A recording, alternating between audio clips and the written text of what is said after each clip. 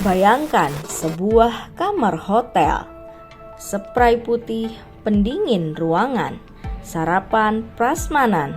Di luar gedung itu ada sekolah dengan atap bocor, ada puskesmas tanpa dokter, ada petani yang menunggu pupuk tak kunjung datang. Di kamar itu seorang pejabat tidur nyenyak. Ia menyebutnya perjalanan dinas. Negara menyebutnya anggaran. Lalu, dari sebuah layar kecil, bukan podium kekuasaan, seorang anak pejabat berkata pelan, nyaris santai, "Kenapa harus hotel bintang 5?"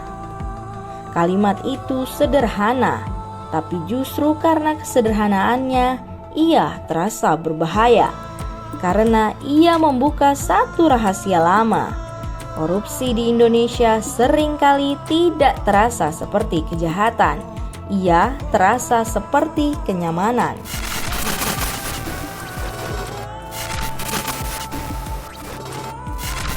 Pernyataan anak Menteri Purbaya bukanlah pidato politik. Ia tidak membawa proposal. Ia juga tidak sedang kampanye. Justru itu yang membuatnya mengganggu. Ia tidak bicara soal suap di balik meja. Ia bicara soal rapat, soal tiket pesawat, dan soal hotel. Hal-hal yang selama ini dianggap normal, legal, bahkan hak jabatan.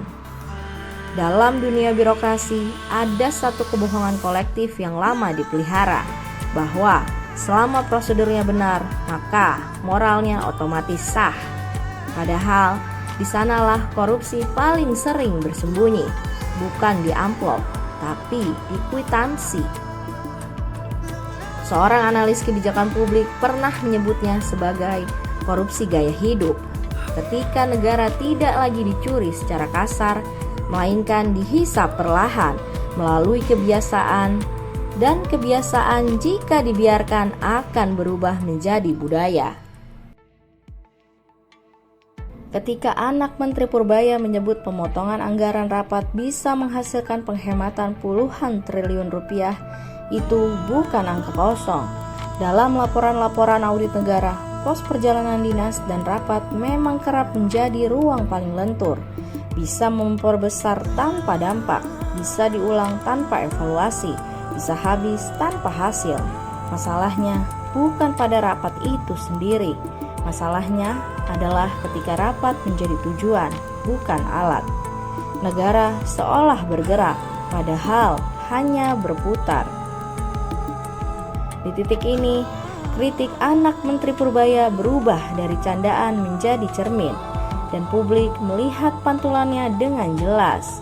Karena rakyat tahu, uang negara bukan habis karena kurang, tapi karena tidak dijaga. Respon Susi Pujiastuti terasa singkat, tapi keras. Ia tidak berargumen panjang, ia hanya mengamini. Bagi banyak orang ini penting, karena Susi bukan pengamat luar. Ia pernah berada di dalam sistem. Ia tahu bagaimana birokrasi bekerja, dan bagaimana ia sering disiasati. Disinilah kita mulai melihat pola.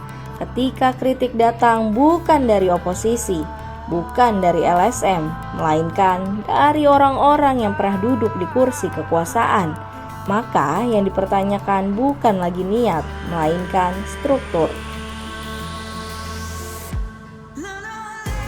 Mari kita jujur, rakyat Indonesia hafal alur ini.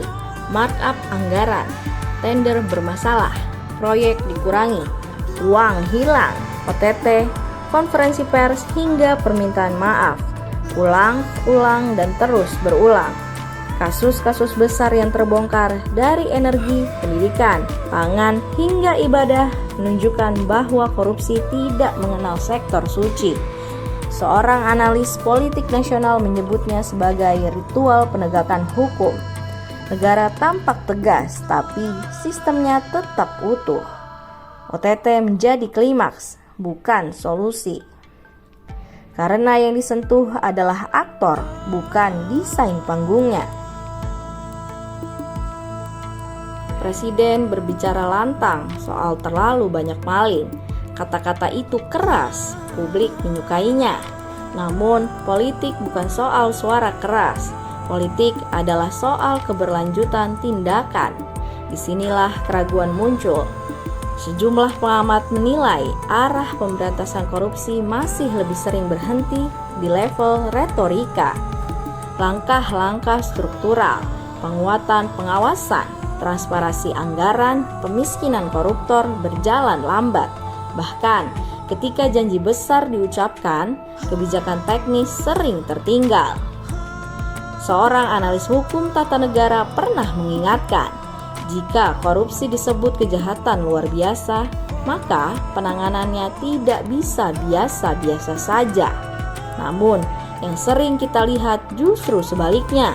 Korupsi luar biasa ditangani dengan logika normal.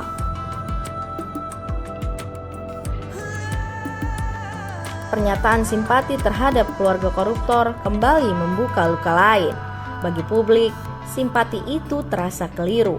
Bukan karena keluarga tak layak dikasihani, tapi karena korban utama korupsi selalu absen dari empati negara. Korban itu tidak punya mikrofon, ia tidak diwawancarai, ia hanya merasakan dampaknya. Seorang peneliti anti korupsi menyebut, ketika negara gagal memiskinkan koruptor dan mengembalikan aset, pesan yang sampai ke publik sederhana. Kejahatan ini masih bisa dinegosiasikan. Dan korupsi seperti air selalu mencari celah. Di titik ini, kita harus berani bertanya, apakah semua penindakan murni soal hukum? Sebagian analis politik melihat kecenderungan bahwa kasus-kasus besar kerap bersinggungan dengan konfigurasi kekuasaan. Bukan berarti semua penindakan salah, tetapi politik selalu hadir dalam memilih momentum.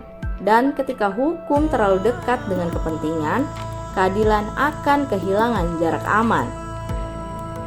Inilah sebabnya korupsi tidak pernah benar-benar hilang. Ia bukan sekedar pelanggaran hukum.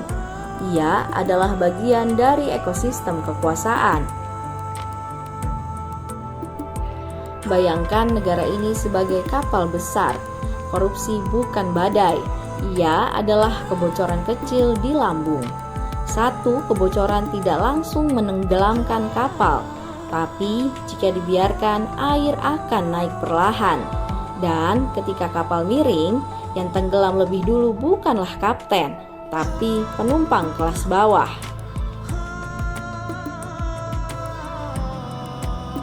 Pernyataan anak Menteri Purbaya penting bukan karena siapa ayahnya, tetapi karena apa yang ia ungkapkan, bahwa korupsi di Indonesia terlalu sering terasa nyaman, terlalu sering dianggap wajar, terlalu sering disamarkan sebagai fasilitas.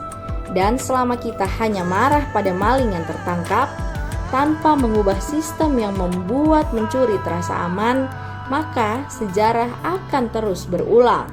Indonesia tidak kekurangan pidato, Indonesia kekurangan keberanian untuk tidak nyaman.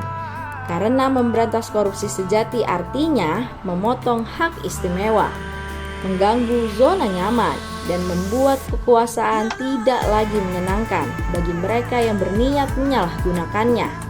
Dan disitulah pertanyaannya tinggal satu, apakah negara benar-benar siap